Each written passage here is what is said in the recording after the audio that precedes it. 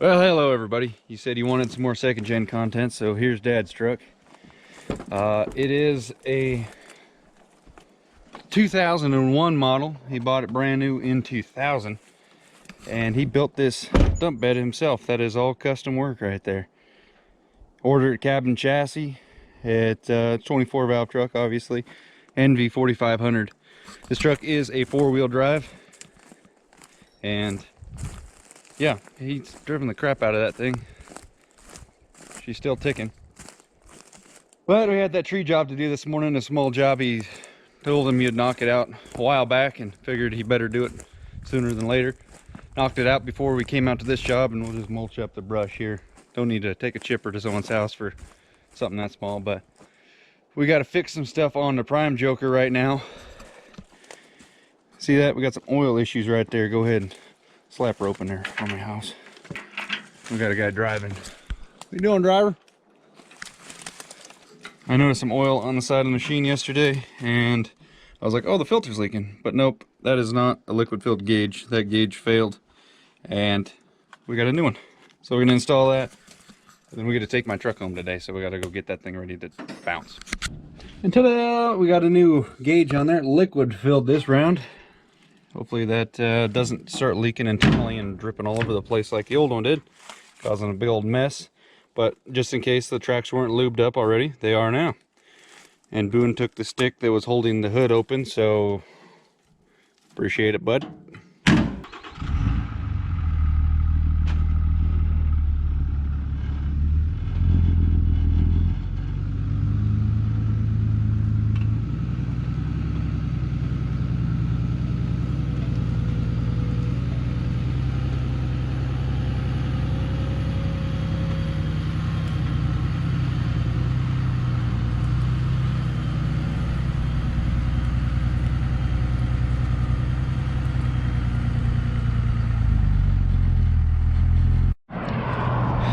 Alright, it is awkward as crap when somebody spots you talking to your GoPro. By yourself, nevertheless. Next to a road. We're out here at the head of this dirt road, and we're going to take the 5500 home today, finally, with a little load of logs. Now, these logs ain't really, they're not valuable. They're kind of a nuisance, but the fact that we have a firewood processor at home, and it makes good, quick, fast work out of this stuff, turns it into firewood and reclaims it into something that's a little bit better and more useful than just turning it into mulch and leaving it to waste out in the middle of the forest. And I would have towed this thing home the other day, but I knew we were going to be hauling logs, and I didn't want to waste the trip, so I just rode home with Dad and left the truck out here. Plus, this trailer itself riding empty, terrible, absolutely terrible. Very little suspension. Then I upgraded the tires and wheels on it, so it's got 16 ply. So it's got no give in the tires, that's for dang sure. But let's talk about this trailer for a little bit. This is my dad's little gooseneck. I think he ordered this in 06 or 07. Shortly after he got his 12,000 pound Kubota excavator. He ordered it custom built from a manufacturer is actually in town here in Grass Valley, California. And I'm not gonna say their name because I'm not very happy with anything that they did. And I'll tell you why. It's like I said, this thing was custom built just for that 12,000 pound excavator. My dad's all about compact, just barely big enough so he could fit in every job very easily. So I think from about here back, it's a good trailer. Very solid, good tilt deck, everything is great back there, no issues. Couple things with that shock, because it does have a shock for the tilt. Couple issues with that need to be addressed, but for the most part, that was fine. But this is a 14,000 pound rated gooseneck trailer. I don't know how many of these goosenecks they actually built. But when he got this thing, mind you, he wants to tow a 12,000 pound excavator on here. Tongue weight and everything, it should work just fine. But what they did is up here, they only had this upper bar. And I don't even think, you know, there was no bracing extra down here, just one piece of, you know, sheet metal. Dad towed with it for a little bit and it would flex, towing the excavator. He said it might have been strong enough to put 5,000 pounds on the deck of the trailer. He said it flexed so bad, so he called him up, took it back over there, and they did not work on it for weeks. So he just went over there after work one day and picked it up himself and cut this off. He cut it all the way off. I believe these are original, these uprights, but everything else up here, he doubled, put 2 more on here, This might be the original, don't know, but he for sure put another layer on there. Put this extra bar on here, extra flat bar here, and then he cut out this right angle for here.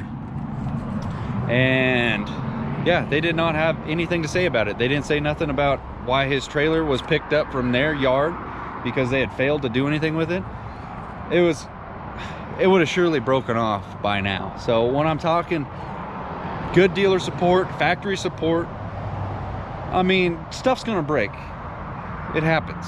But stuff to be poorly built, and oh yeah, the good kicker was the guy that actually built the trailer, just a worker there, you know, he didn't own the company or whatever. He came out and he told my dad to the words of the extent like, that's the steel that they told me to use, quickly bolted back out of there.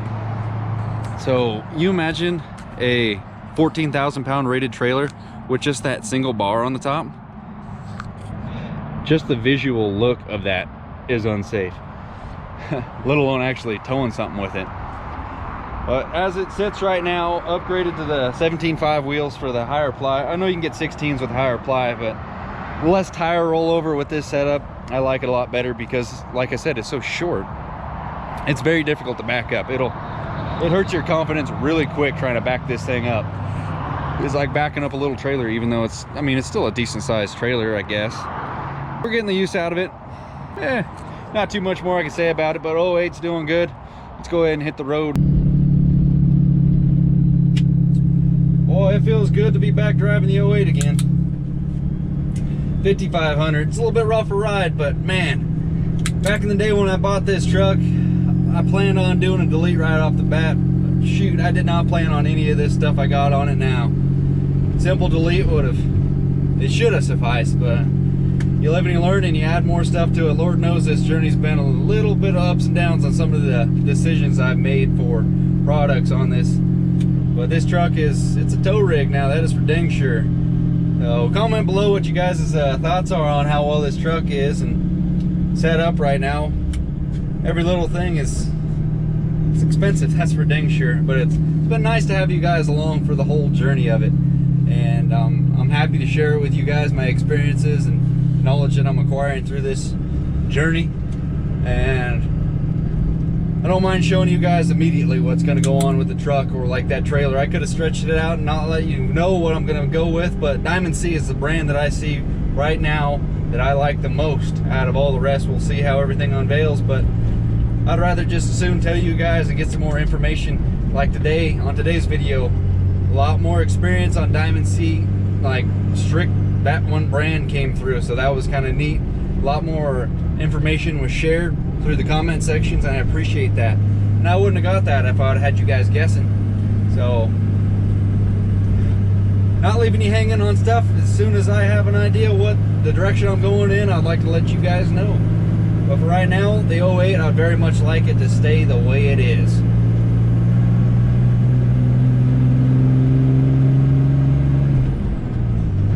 Because it's got a little bit of power right now, and I like it. And hopefully everything stays good and functional.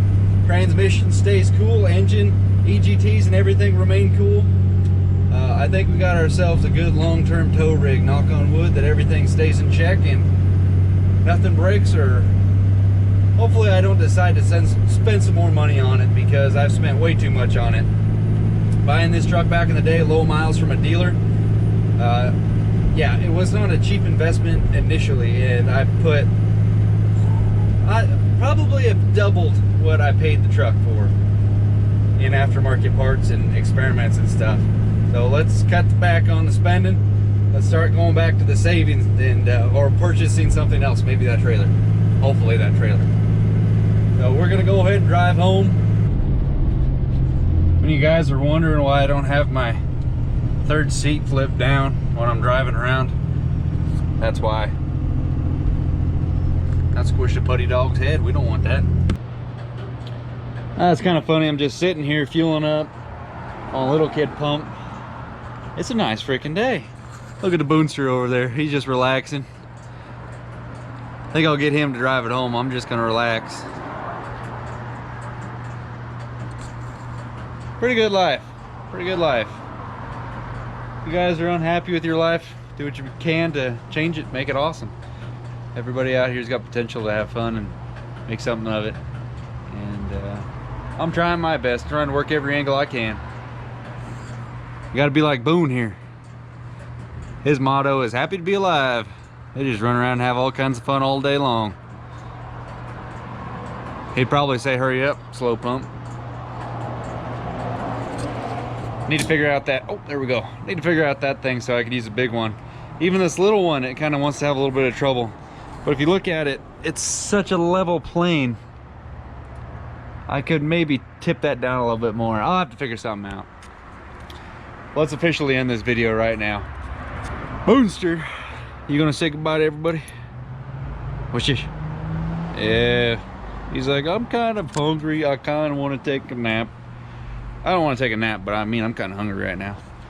But we'll end it right here. Thank you guys so much for watching. Like, comment, and subscribe. Feel free to share this video if it was worthy. Please thumbs up, no thumbs down. We'll see you guys next time. Thank you. Bye.